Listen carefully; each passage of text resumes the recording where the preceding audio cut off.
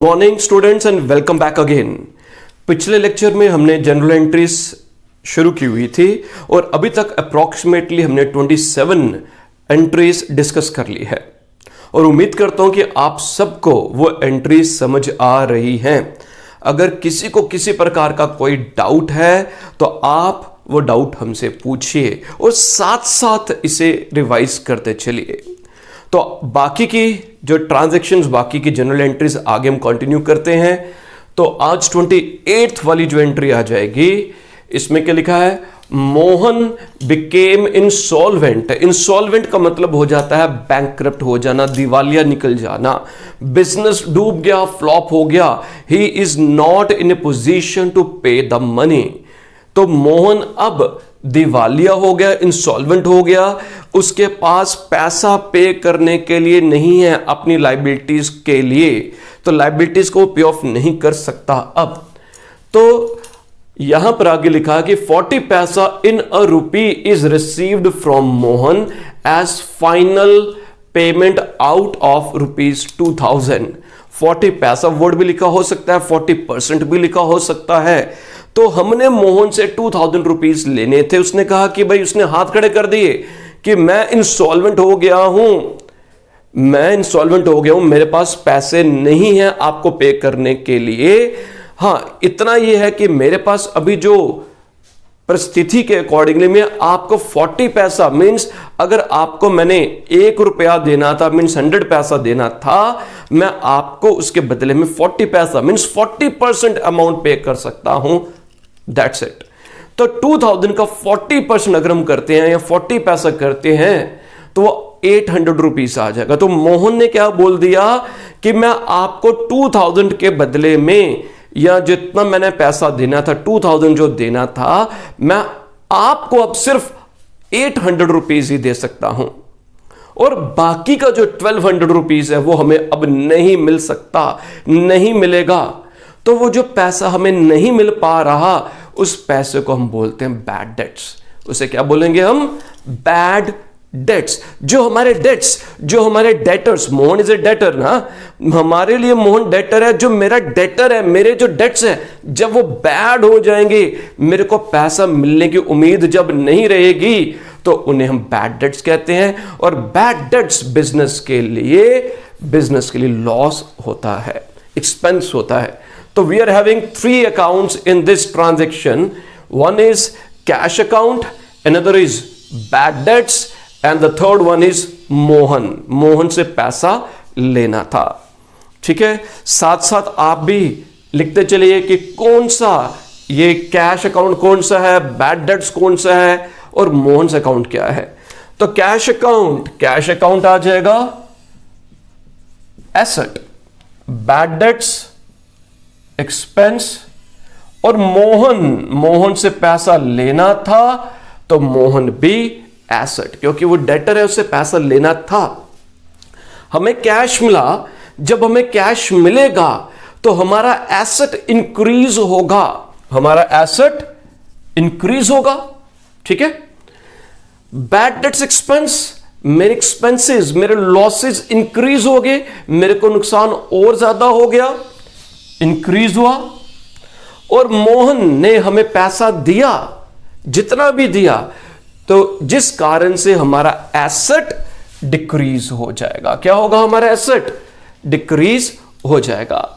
तो जब asset increase होता है, जब हमारा एसेट इंक्रीज होगा, तो क्या करते हैं? जब एसेट इंक्रीज होता है बच्चों, तो हम उसे डेबिट करते हैं, इसे हम डेबिट करेंगे। एक्सपेंस इंक्रीज हुआ, डेबिट, और एसेट डिक्रीज हुआ, क्रेडिट। तो इसमें कैश डेबिट होगा, बैड डेट्स डेबिट होगा, और मोहन का जो अकाउंट है, नाम के साथ अपॉस्ट्रोफी एस हमने पक्का लिखना है, मोहन्स अकाउंट, और you can simply write Mohan, तब अकाउंट वर्ड यूज करने की जरूरत नहीं है। तो कैश डेबिट हो गया, बैड डेट्स डेबिट हो गया, और मोहन को हमने क्रेडिट कर दिया। नेक्स्ट ट्रांजैक्शन में क्या दिया वो देखते हैं। N amount previously written of, it is ये W/O W/O का मतलब होता है रिटर्न ऑफ, शॉर्ट फॉर्म लिखी है रिटर्न ऑफ की। An amount previously written off bad debts has now been recovered from Mohan. तो जो पैसा था, तो मोहन से पहले, मोहन ने जो पहले हमें कहा कि अब मैं आपको पैसा नहीं दे सकता, इसकी अमाउंट भी मैं आपको लिख देता हूं। हमारे पास कैश में कितना आएगा 800, हमारा पैसा डूब गया, सॉरी 800 हमें मिलेगा, लेना 2000 था और 1200 रुपीज बैड डेट्स आ जाएंगे। कितने रुपीज बैड डेट्स आ गए 1200 रुपीज। अब नेक्स्ट ट्रांजैक्शन जो हम पहले पढ़ रहे थे, amount previously written off as bad, हमने पहले जब मोहन ने क्या कहा कि भाई मेरे पास अब पैसा नहीं है देने के लिए, तो बैड डेट्स हमने लिख दिए। तो आफ्टर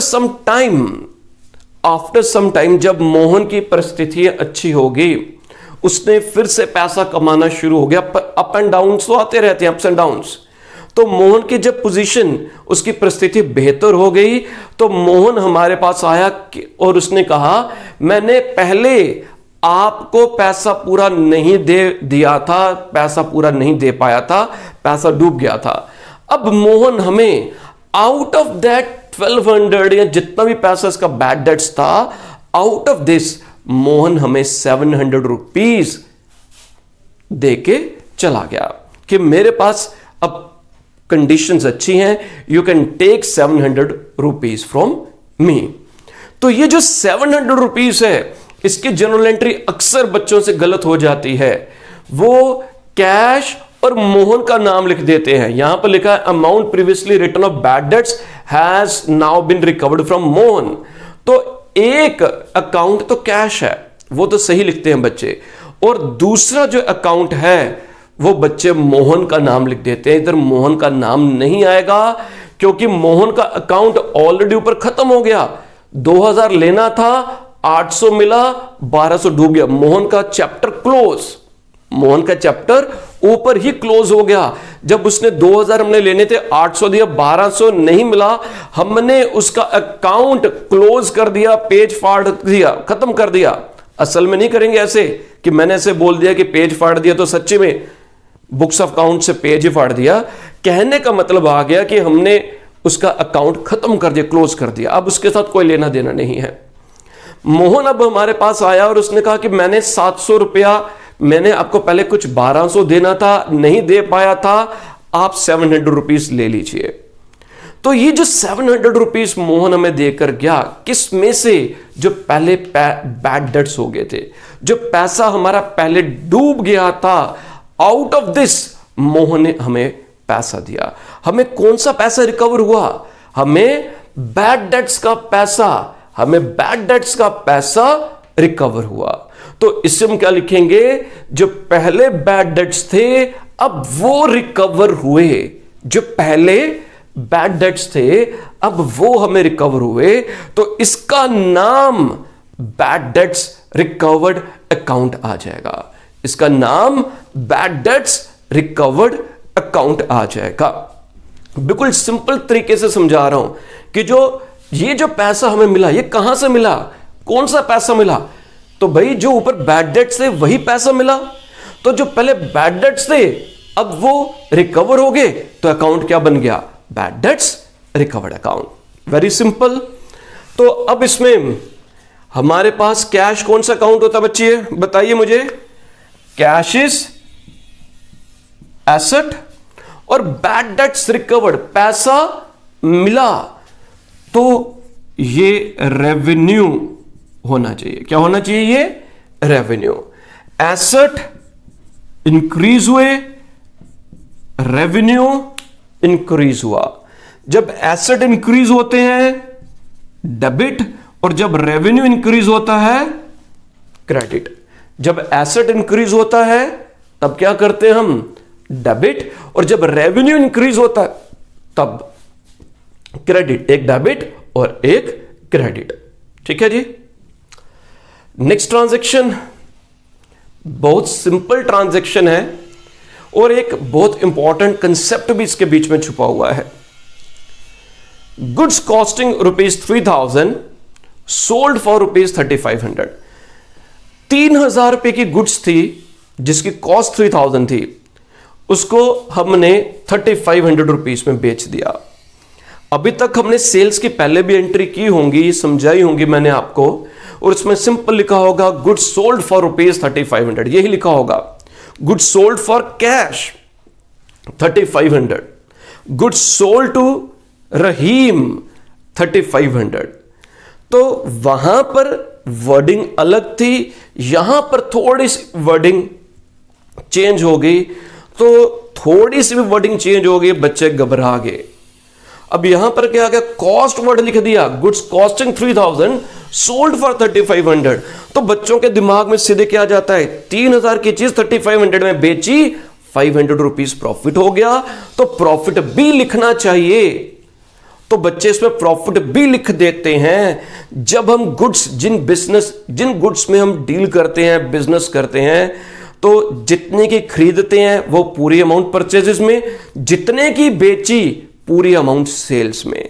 हम प्रॉफिट को हर एक एंट्री में कैलकुलेट नहीं करते। जिस बिजनेस में हम डील करते हैं, जिन गुड्स में हम डील करते हैं, उनमें पर ट्रांजैक्शन, पर एंट्री हम प्रॉफिट को कैलकुलेट नहीं करते, रिकॉग्नाइज नहीं करते। At the end of the year हम फिनेंशियल स्टेटमेंट्स बनाते हैं, ट्रेडिंग अकाउंट बनाते हैं, प्रॉफिट लॉस अकाउंट बनाते हैं, और लास्ट में at the end of the year हम प्रॉफिट कैलकुलेट करते हैं। At the end of the year profit calculate करेंगे, हर एक ट्रांजैक्शन के साथ नहीं करते। वेरी वेरी इंपॉर्टेंट पॉइंट, ठीक है जी।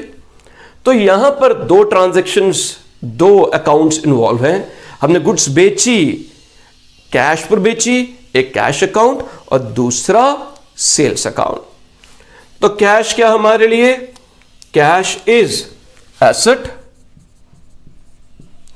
Sales is revenue, sales is revenue. Asset increase हुआ, रेवेन्यू भी इंक्रीज हुआ।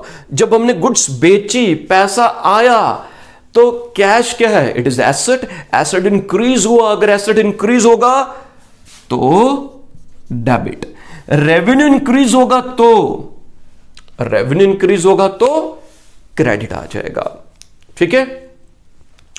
अब नेक्स्ट जो हमारे पास 6 जो जनरल एंट्रीज हैं, इनमें एक स्पेशल एक्सपेंसेस डिस्कस मैं आपसे करूंगा।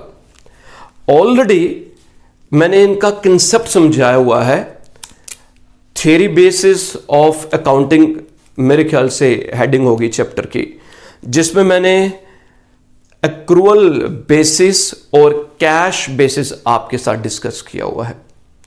तो ये बाकी की एंट्रीज करने से पहले, समझने से पहले, आप मेरा वो लेक्चर जिसमें मैंने स्पेशल एक्सपेंसेस डिस्कस किए हैं, outstanding expenses, prepaid expenses, prepaid expenses और accrued income, received in advance, मैंने डिटेल में डिस्कस किया है। पहले आप वो लेक्चर सुनिए एंड आफ्टर दैट आप ये बाकी के ट्रांजैक्शंस को समझिएगा।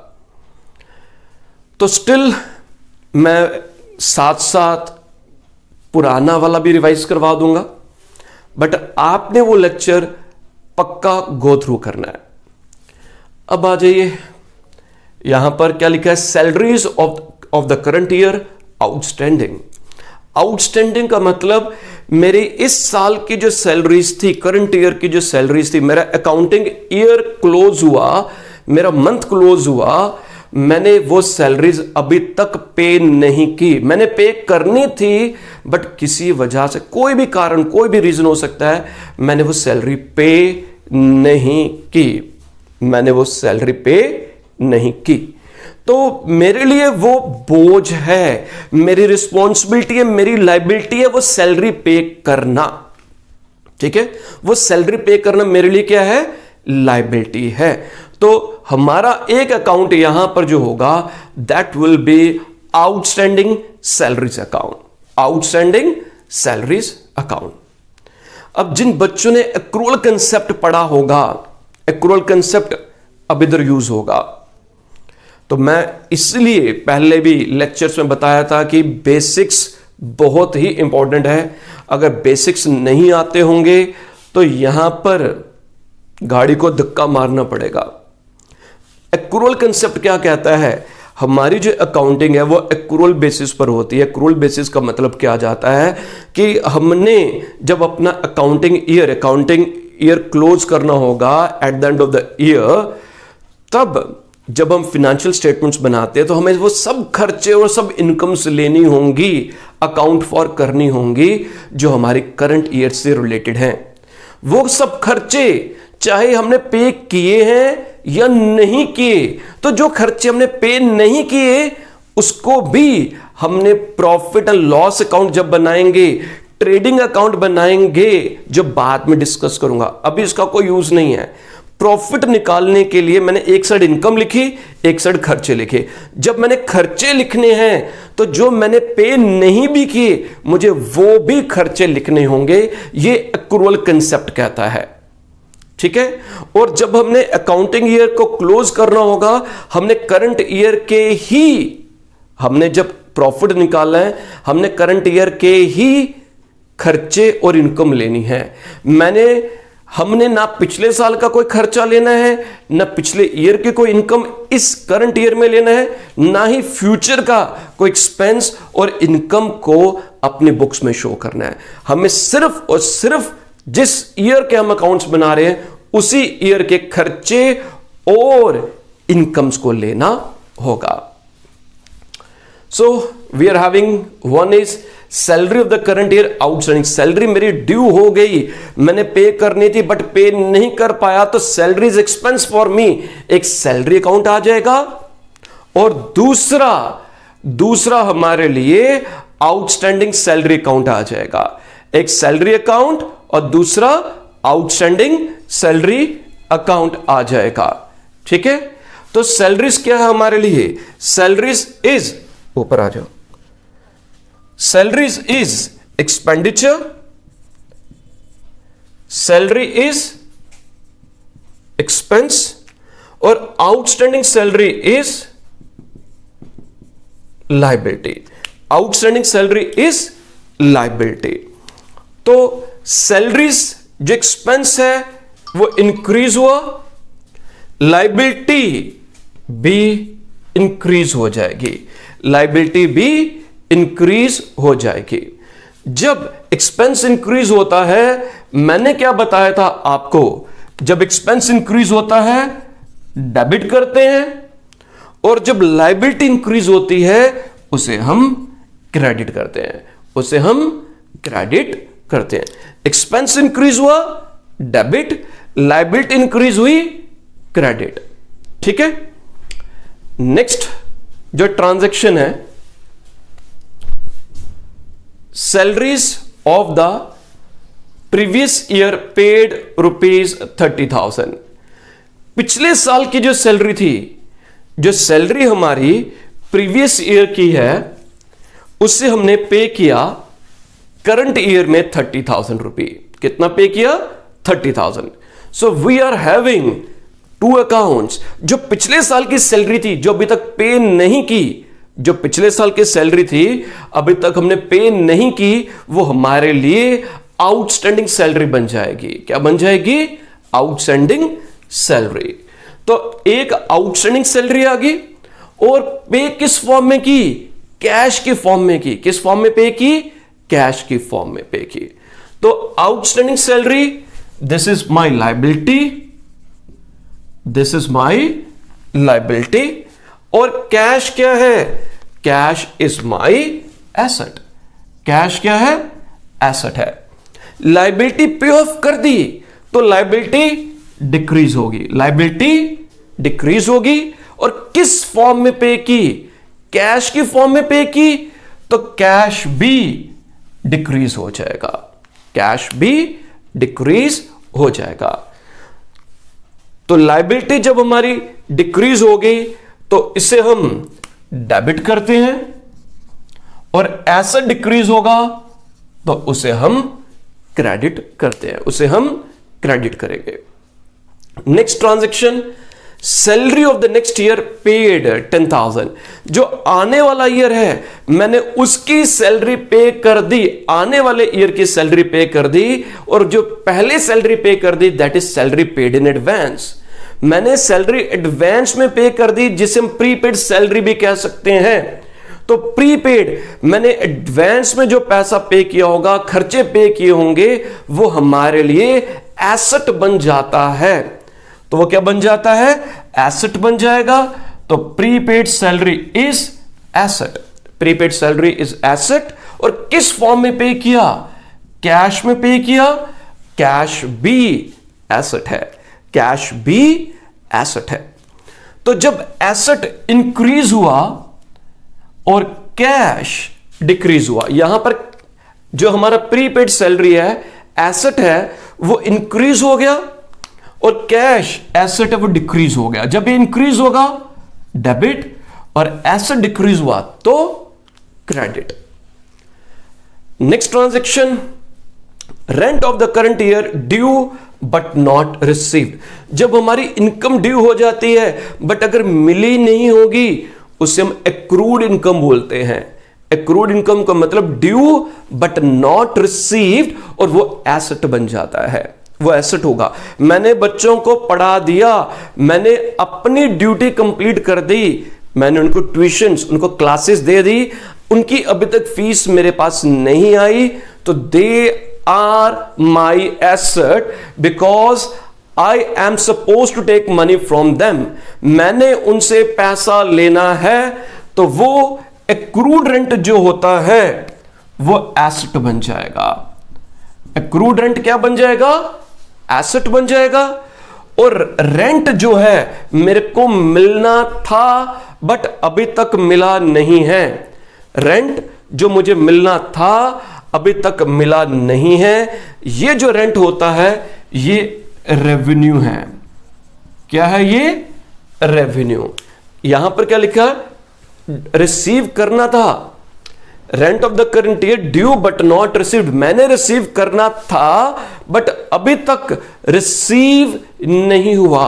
तो जो रेंट मेरे को मिलना था, मेरे लिए रेवेन्यू था, अभी तक नहीं मिला। तो एसेट इंक्रीज हुआ, रेवेन्यू भी इंक्रीज हुआ। एसेट इंक्रीज जब होता है डेबिट, रेवेन्यू इंक्रीज होता है तो क्रेडिट। रेवेन्यू इंक्रीज होगा तो credit. Next is rent of last year received. पिछले साल का किराया मुझे अब मिला। दैट मीन्स पिछले साल किराया नहीं मिला था, तो लास्ट ईयर जो रेंट नहीं मिला होगा वो क्या था? पिछले साल। जैसे इधर क्या लिखा? करंट ईयर का रेंट अभी नहीं मिला, तो जो करंट ईयर का रेंट नहीं मिला वो क्या बन गया? It become accrued rent. वो क्या बन गया? Accrued rent. ये करंट ईयर का जब नहीं मिला। ऐसे ही पिछले साल जब हमें रेंट नहीं मिला था, जो पिछले साल रेंट नहीं मिला था वो क्या पिछले साल बन गया था? वो लास्ट ईयर बन गया एक्रूड रेंट। मिला नहीं था, एसेट है। और वो मिला कब? वो करंट ईयर में मिला, वो इस साल मिला। तो ये जो एक्रूड रेंट है ये एसेट है। ये हमें कब मिला? इस साल मिला। तो मेरा एसेट डिक्रीज हो जाएगा एक्रूड रेंट वाला। कैश एसेट है, कैश मिला, एसेट इंक्रीज हो गया, एसेट इंक्रीज हो गया। तो जब एसेट इंक्रीज होगा डेबिट, और जब एसेट डिक्रीज होगा तो credit. Last entry, rent of next year received. Next year जो आने वाला ईयर है, उस ईयर के लिए, फॉर दैट ईयर मेरे को रेंट मिल गया, और रेंट मेरे को एडवांस में मिल गया, पहले मिल गया। तो जो रेंट मेरे को एडवांस में मिल गया उसे हम बोलते हैं रेंट रिसीव्ड इन एडवांस। तो rent received in advance is my liability. मेरे पास बच्चा को पढ़ने के लिए आता है, फर्स्ट डे आती है मेरे को फीस सबमिट कर देता है, ठीक है जी, मेरे को आकर उसने फीस सबमिट कर दी। अब वो स्टूडेंट मेरे लिए क्या है? वो स्टूडेंट मेरे लिए लायबिलिटी है। क्यों लायबिलिटी? मैंने उससे पैसा लिया है। मैंने उससे पैसा लिया है, अब उसको पढ़ाना मेरी जिम्मेवारी है। दैट मीन्स वो स्टूडेंट मेरे लिए लायबिलिटी बन गया, मेरे लिए लायबिलिटी बन गया। और उसने मुझे क्या दिया? पैसा दिया, रेंट दिया। किस फॉर्म में दिया? कैश में दिया। तो cash is asset, rent received in advance is liability. Asset भी इंक्रीज हुआ, लायबिलिटी भी इंक्रीज हुई। जब एसेट इंक्रीज होगा डेबिट, लायबिलिटी इंक्रीज होगी तो क्रेडिट। ठीक है जी, आप इसका स्क्रीनशॉट ले लीजिए।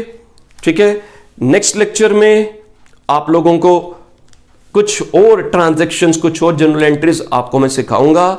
इन सबको साथ साथ रिवाइज करिए।